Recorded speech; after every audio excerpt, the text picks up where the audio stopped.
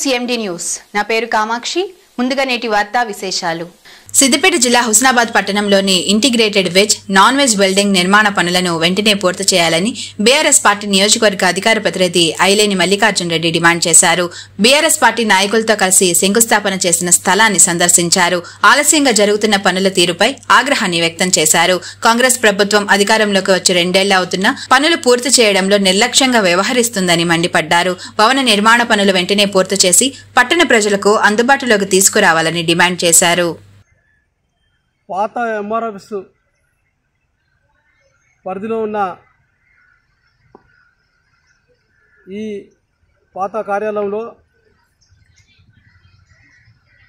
దాదాపు 3 సంవత్సరాల పై చిలుక రోజుల క్రితము బీఆర్ఎస్ ప్రభుత్వం ఉన్నప్పుడు కూరగాయల మార్కెట్ ఇబ్బంది అవుతుంది. అదేవిధంగా మాంసానికి సంబంధించిన వ్యాపారులకు ఇబ్బంది అవుతుంది, ప్రజలకు ఇబ్బంది అవుతుంది. అందుకోసమే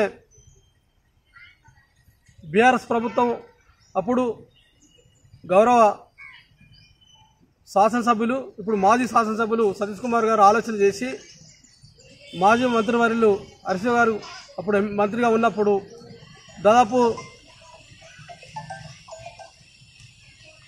2,73,00,00,000 రూపాయల నిధులతో 3 సంవత్సరాల క్రితం శంకుస్థాపన చేయడం జరిగింది. తదుపరి బీఆర్ఎస్ ప్రభుత్వం పోయిన తర్వాత కాంగ్రెస్ ప్రభుత్వం నమ్మించి ప్రజల దగ్గర ఓట్లు వేయించుకొని గెలిచింది. అందుకోసమే అధికారం మీకు వచ్చింది కాబట్టి ఏదైతే బీఆర్ఎస్ ప్రభుత్వం ప్రజల కోసం ఆలోచన చేసి అభివృద్ధి పనుల కోసం శంకుస్థాపన చేసి తర్వాత ఎన్నికలు వచ్చినాయి కాబట్టి మీకు అధికారం వచ్చింది. తర్వాత దాన్ని పరిగణలో తీసుకొని అభివృద్ధి కార్యక్రమాలను కొనసాగించాలని చెప్పేసి గౌరవ మంత్రి గారిని కోరడం జరుగుతుంది. బీఆర్ఎస్ వాళ్ళు పార్టీ వాళ్ళు శంకుస్థాపన చేసిన మేము చేయమని చెప్పేసి ఒక ఆలోచన ఉన్నట్టు కనబడుతుంది ఇక్కడ. కానీ అది మంచిది కాదు అని చెప్పేసి కోరుకోవడం జరుగుతుంది.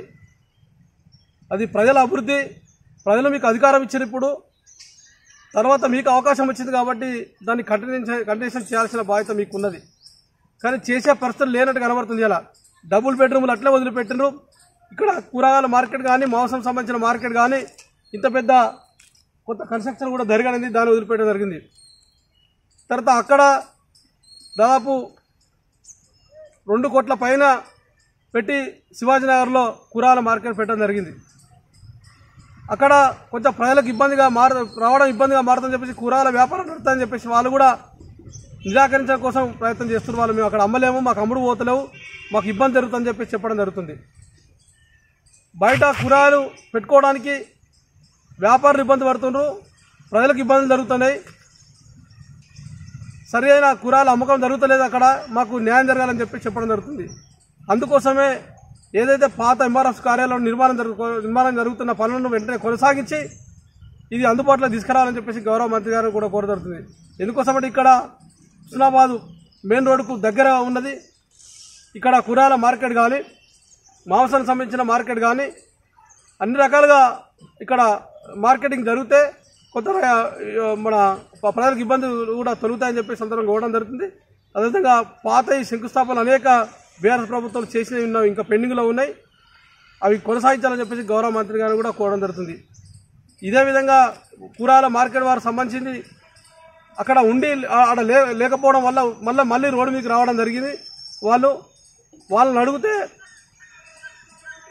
మాకు ఆడ అమ్ముడు పోతలేవు, రోడ్ల మీద షాపులు పెట్టుకున్నారు, మా దగ్గరికి వచ్చే పరిస్థితి లేదని చెప్పి చెప్పుకోవడం జరిగింది. ప్రతి వారం శుక్రవారం జరిగే అంగడిలో అనేక మంది ప్రజలు కూరగాయలు కొనుగోలు చేయడం జరుగుతుంది. మిగతా కొంతమంది ఉంటారు కాబట్టి అక్కడ సరిపోయే పరిస్థితి లేదు.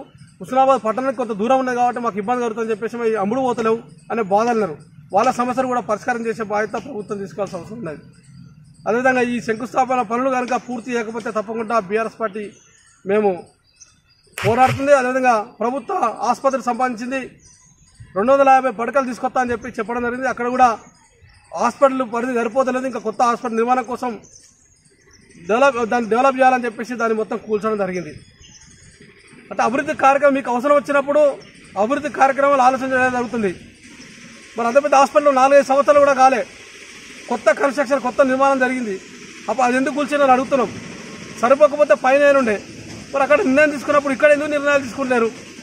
ఇంకా అనేక రోడ్లకు సంబంధించి అనేక కార్యక్రమాల అభివృద్ధి కార్యక్రమం మీద కూడా గౌరవ అప్పుడున్న శాసనసభ్యులు ఇప్పుడు మాజీ శాసనసభ్యులు సత్యబాబు గారు ఆ శంకుస్థాపన చేసిన పనులు కూడా పెండింగ్ ఉన్నాయి, వాటిని వెంటనే పూర్తి చేయాలని చెప్పేసి ప్రభుత్వానికి విజ్ఞప్తి చేస్తున్నారు.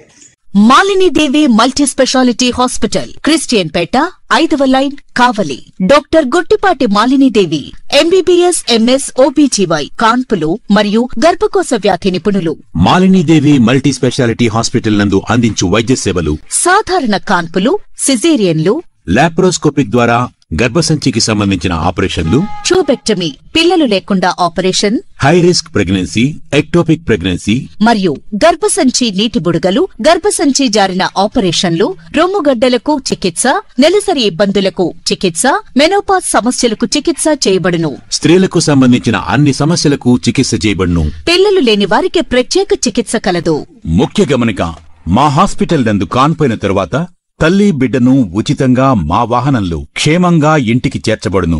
మా హాస్పిటల్స్ ప్రత్యేకతలు: ICU, lab, AC and non AC rooms, 24 గంటలు మెడికల్ షాప్, ప్రతి రూమ్ నందు వేడి నీటి సదుపాయం కలదు.